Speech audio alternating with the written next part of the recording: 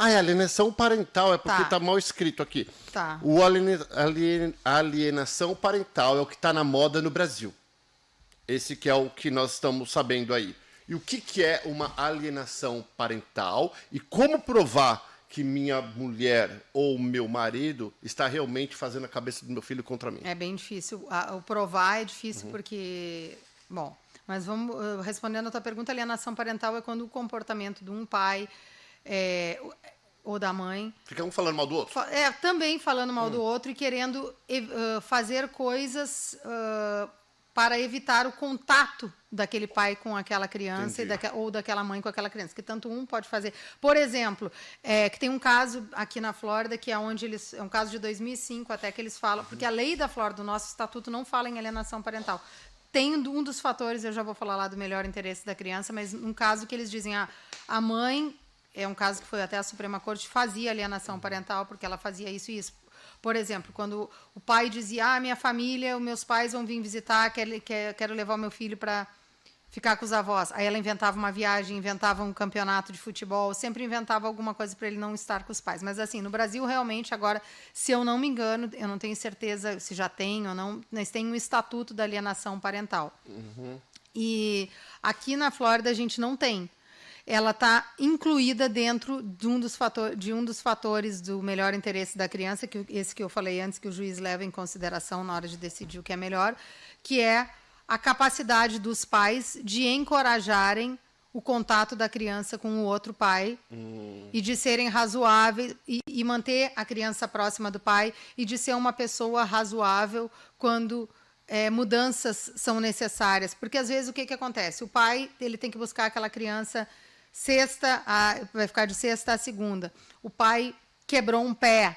O pai não vai, vamos dizer assim, quebrou um pé, naquele fim de semana ele não vai poder, vai ter que ficar com o pé para cima. Pô, vou trocar no outro fim de semana, e a mãe diz, não, perdeu a tua chance, o fim de semana, o próximo é meu. Então ela não está sendo razoável, entende? O cara não está fazendo uma viagem com a namorada, lazer e abrindo mão do filho. Essas coisas assim. Então, assim, nós não temos um estatuto escrito o que é alienação parental, é mais nesse fator ali que fica determinado.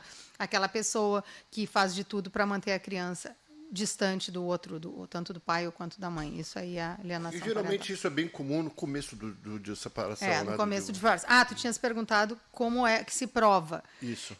Quando é criança pequena é uma coisa bem difícil, porque fica aquele negócio, a criança fala... a mamãe falou isso de ti. Né? A mamãe falou aquilo, o papai falou aquilo.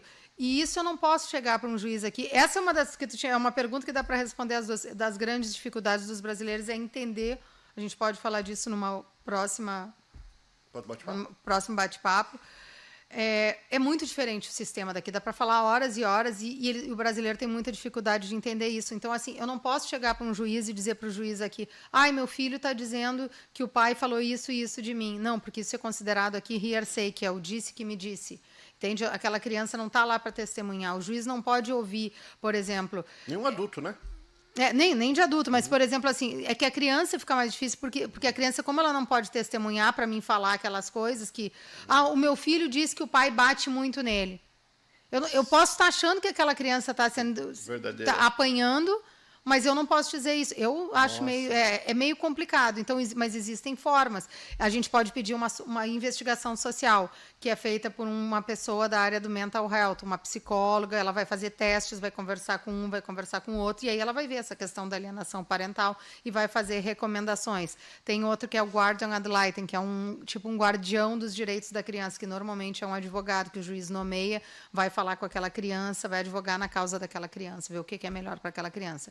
Mas existem formas de que a gente pode descobrir essa alienação parental e provar, entende? Mas não existe aqui esse termo alienação parental. Existe em caso de dizer, essa pessoa cometeu, assim, mas não existe no estatuto, na lei, no código, como a gente diz. Não tem como buscar o que significa. Código, não. Está no código, onde entra a alienação parental, é isso que eu falei. É naquele fator, é o primeiro fator do melhor interesse das crianças, que é a capacidade de cada um dos pais de encorajar o contato da criança com o outro pai ou com a mãe, né? Com a outra parte, digamos assim. É ali que entra a alienação parental. Tipo, se um juiz concluir, essa mãe faz de tudo para manter esse pai essa criança longe do pai, ele pode escrever numa sentença ali, ela cometeu alienação parental, mas na lei não está escrito. Mas como eu disse, quando ele vai dar uma decisão sobre criança, sobre custódia de criança, ele tem que ir no todos os fatores, um a um, e dizer o que cada um fator, como cada ele está vendo cada fator, se está mais favorável para o pai, mais favorável para a mãe, ou se não tem nada. Por exemplo, estou fazendo um processo de uma criança de 1 ano de idade. Um dos fatores é o recorde da escola da criança, ou a idade inteligente. Não, a criança não está na escola ainda, então aquilo lá não se aplica. Tem alguns fatores que não vão se aplicar. Entendeu? Por exemplo, se existe indício de violência doméstica. Não, nunca teve, então aquele não vai se aplicar. Então, assim, ele fala daqueles que, naquela situação, aqueles fatores que estão envolvidos. Caso por caso. Caso por caso, exatamente.